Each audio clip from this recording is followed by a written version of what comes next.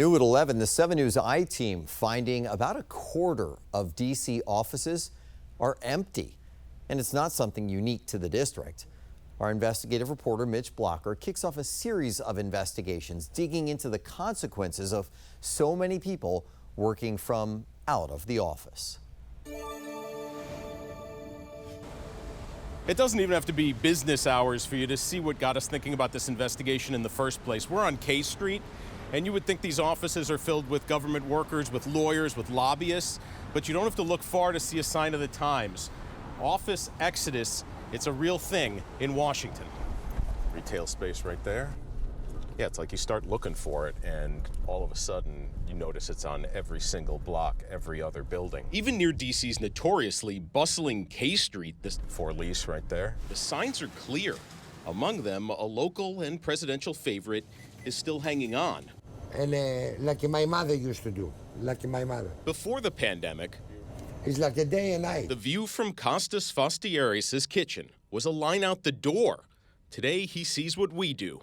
Vacancy, vacancy, for rent, everywhere. It's not just perception. Today, almost a quarter of all Washington, D.C. offices are empty, according to cbre-group-inc-jll, two of the world's largest commercial real estate firms. What's that, 3 blocks? And we're talking about at least a dozen for-lease, for-rent signs. Today, more office space is empty than ever recorded in the capital, and it appears to be accelerating. Between April and June, businesses moved out of more than 500,000 square feet of D.C. office space.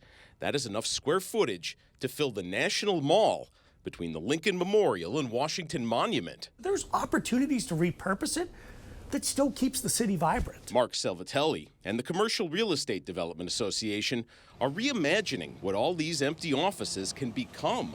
We've been working with Congress, we've been working with Mayor Bowser to talk about what we could do with these properties. When did they start? When did you realize that you needed to make this pivot? We've been talking about this probably for about the past 18 to 24 months. Page through the Bowser administration's recent economic forecast, and you'll see abandoned D.C. offices are nothing new. This is from the most recent report in 2023. For the last 2 decades, downtown has seen traditional office occupancy decrease and vacancy rates increase. The rise in remote work during the pandemic exacerbated these trends. Today, about 42% of jobs in D.C. can be done remotely. Across the D.C. metro right now, just 40 to 45% of the workforce is showing up to an office. What happens to the people who are relying on the lunch crowd or the breakfast crowd? While you're redesigning the office, all of their customers are elsewhere. Yeah, well, change takes time, and this is in any municipality, any state throughout the country. So this isn't a big city issue. This is an American issue.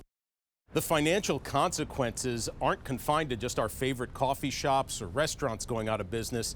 When these businesses go out of business, there are fewer rent dollars pouring in to help pay the mortgages on buildings throughout cities in this country, and that has a real effect on how much taxes our cities can collect.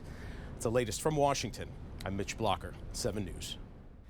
We're learning mortgage financing company Fannie Mae, though, has reached a new lease agreement to remain in downtown D.C. This comes after reports that the company was considering closing its D.C. headquarters 5 years early in 2029. But as Mitch just mentioned in his investigation, hybrid and remote work options are still taking a bite out of the city's bottom line as those workers are home and not spending money in the district.